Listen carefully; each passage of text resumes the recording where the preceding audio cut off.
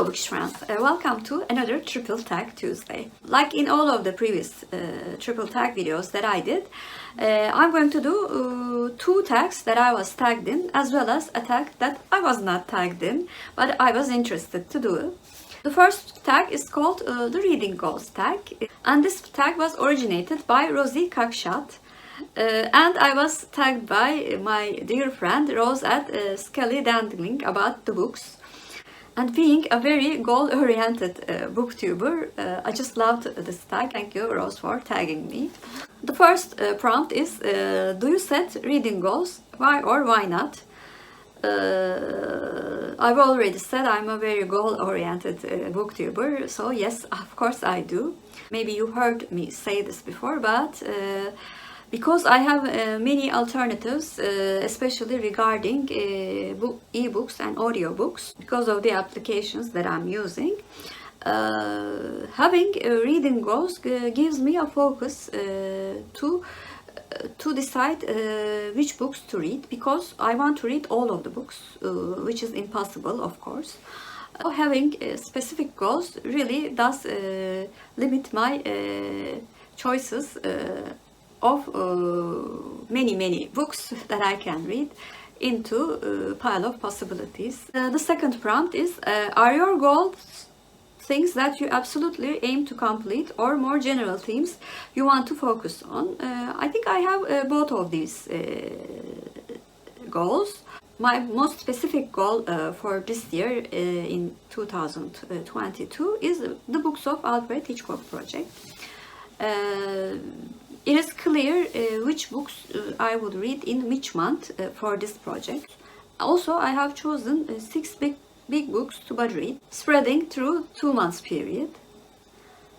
So 6 books that I'm going to choose are also definite. I focus on series to use a series cup for my TBR, so that I would read more books from the series that I'm currently in the middle of. That is a more focus-oriented goal. So it's a combination of both. Next question is, when in the year do you set new goals? I'm already making plans for next year's goals. And I started doing them in March, but of course they are not definite, they are not set goals. Do you have any long-standing goals that you aim for every day? If yes, what are they? I set a Goodreads reading challenge, but I set it in a number that I can do very easily, which is 100 books. I read 154 books last year, and it was not very hard to reach that goal. And I've already passed 50 books as I'm filming this video. The next question is, what type of goal has been the most successful by whatever metric you chose in the past? I am very successful in Goodreads challenge. But I have to say I'm quite successful in almost all of my reading goals. Because I try to set achievable goals every year by analyzing my reading patterns. The next question is, what type of goal has not gone to plan? What went wrong? Last year I wanted to read the whole Outlander series, and I loved the first book, and I was very eager to continue with the series. Then I read the second book and I found it meh, and because of that, I was very hesitant to read the third book. And the fact that the third book is huge did not help me. Do you change your goals based on how the last reading year has gone?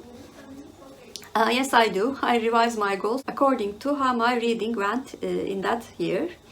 That is why I decided to do Berna's Bookish Bingo, which was the main event of last year, a month-long event instead of whole year. Although it was very pleasing to fulfill the prompts. Because of those prompts, I chose books that were originally not on my TBR, and those books actually became my least favorite books of last year. I decided to make it a month-long event so that I would choose less random books to fulfill the prompts. Do you track your reading goals? If so, how? Yes, I do. I track my reading goals in an Excel spreadsheet, as well as the statistics of the books. This year I did separate columns for each goal, which would make it much more easier to grasp when I'm reviewing my goals at the end of the month, as well as at the end of the year, of course. Last question is, has any of this changed a lot over the course of your reading life? Not really, actually. I've always been more focused on having TBR goals, as I said before. But when I started my channel, it was much more strict TBRs. Now I'm doing more relaxed TBR goals. I will fulfill my TBR goal even if I read the book 1 month or 2 months later, as long as I read the book that I choose for my TBR goals in that year. Second tag that I'm going to do is Super Bowl book tag, which was originally created by Hicks books. Even though I'm not a fan of that sporting event or Super Bowl, I wanted to do it because I really did like the questions in this tag. The first question is kickoff. Name a book that you can't wait to start reading. Warbreaker by Brandon Sanderson. This is the third book that I've chose to bud read in the year 2022. I will certainly bud read this book with Gaia at Gaia Athena, and it is possible that 2 other friends will join us. Second question is quarterback. Name a book that led you to read other books. Persepolis by Marjane Satrapi. I was not reading many graphic books or graphic memoirs, and I made a goal of reading 5 graphic works in the year 2020, and after reading Persepolis, I read a total of 24 graphic works in the year 2020. Question 3 is SAC. Name a book that was painful to read. Alice's Adventures in Wonderland by Lewis Carroll. Because I couldn't understand the book and the story, I've actually had headaches while reading this book. If it wasn't a short book, I would have certainly DNF'd it, whether it's a beloved classic or not. Even though I can understand the originality of the book, I have to say this is one of the books that I've hated reading. Question 4. Going for 2, name one of your favorite duologies. I haven't read many duologies, to be honest. My favorite duology is The Shining duology by Stephen King. I gave both The Shining and Dr. Sleep 9 out of 10 when I read those books. Question 5. Halftime show. Name a book that features a performer. Example, actor, musician, dancer, circus performer, comedian, magician, etc. We kind of had a chat about this with Alice at Alice and the Giant Bookshelf about this book in my original Books of Alfred Hitchcock tag. I had the same question, and we both thought how we missed this book, Pieces of Her by Karen Slaughter. This book features a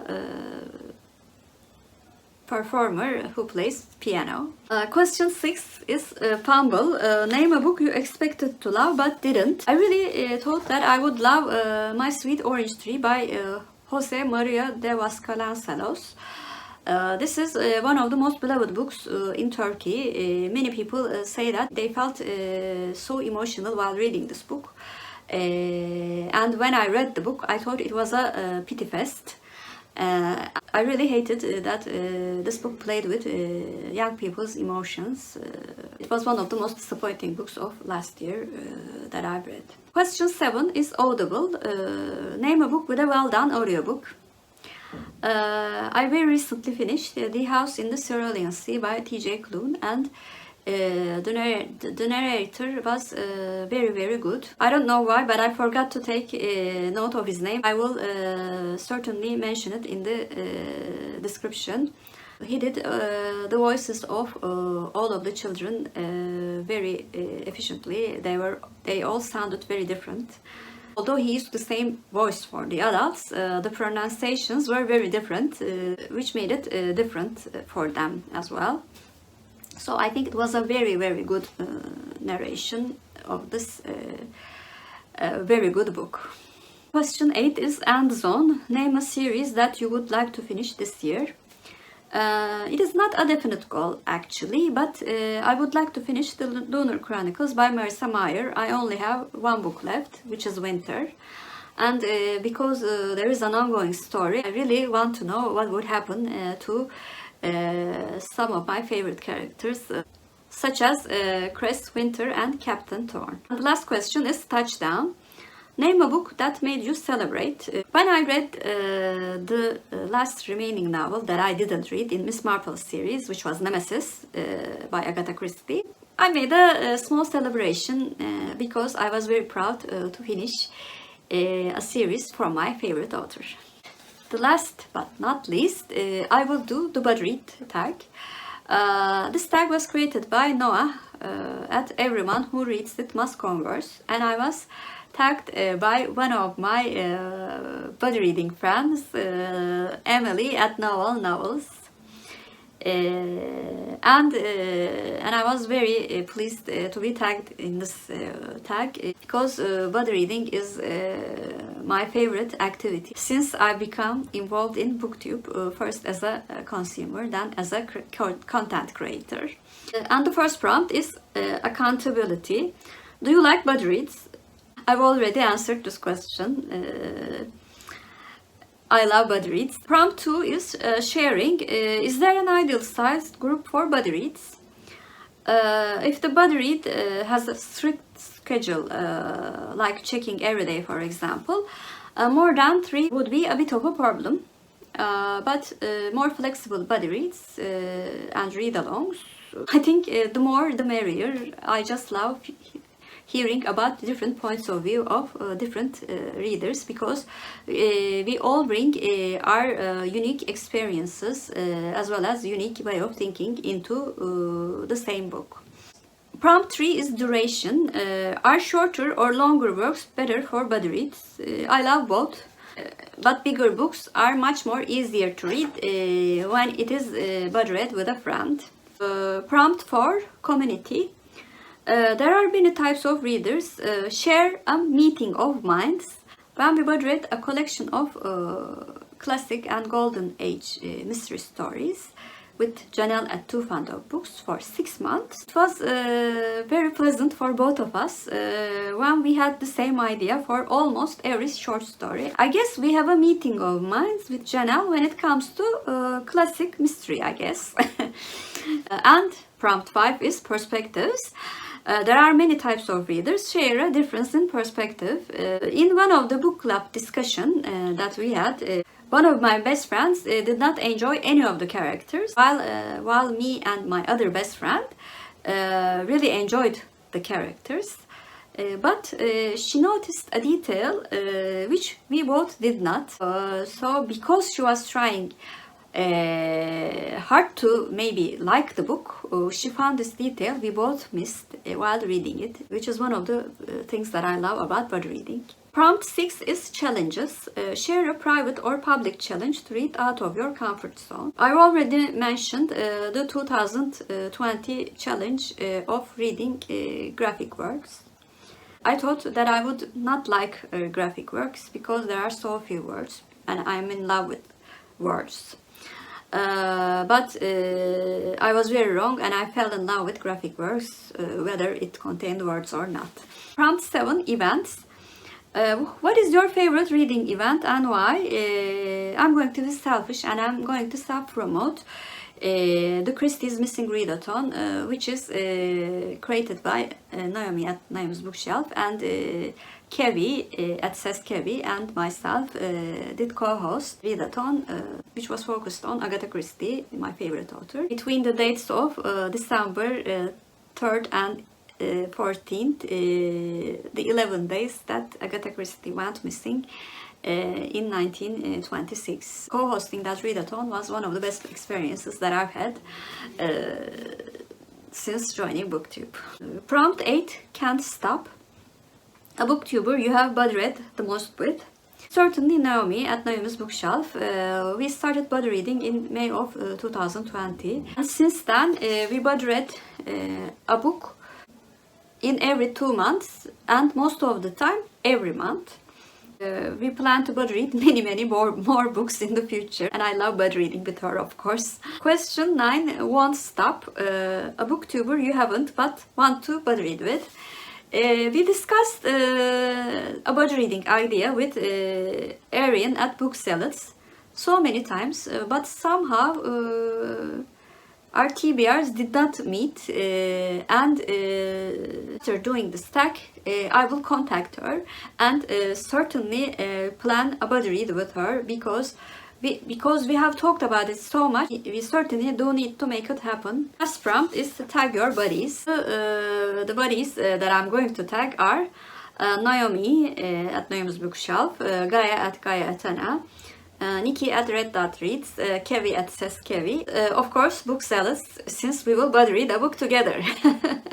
I'm going to tag my buddies for all of the 3 tags. Please comment down below. Do you also think about next year's goals as early as I do? I really would like to know about other big planners like myself. If you're a new viewer, first of all, welcome. Please like and subscribe. Hope to see you very soon. Bye.